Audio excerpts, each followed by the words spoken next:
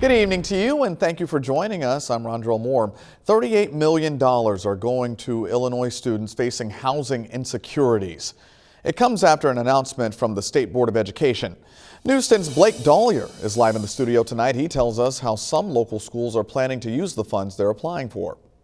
Rondrell, this is something Governor J.B. Pritzker called an invisible burden.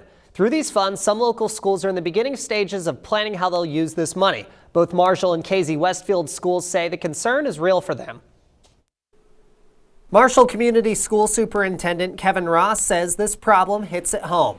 It's not just limited to major cities like Chicago or Springfield. When you hear homeless, a lot of times you think big city, but throughout rural America, rural Illinois, we have a number of students that fight either homelessness or just being displaced. Ross says Marshall will be getting around $9,000 of this fund.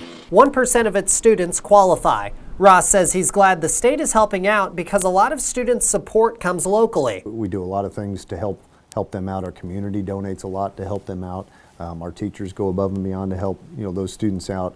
But it's a real positive to have these funds in our hands. Whether it's providing clothing to help students stay warm on their way to school or providing educational resources to help with online learning, there's a lot Ross says he's looking into using these funds for. He says he's keeping his options open. So there's a number of things you can do with the money, but again, I'm just excited that there's funds available for this to try and take down some of the barriers that these students face. He says this is because whether you see the problems or not, they're still there and need to be solved. Families throughout the country in different settings, they go through tough times. They go through suffering, and in a place like Marshall, families do.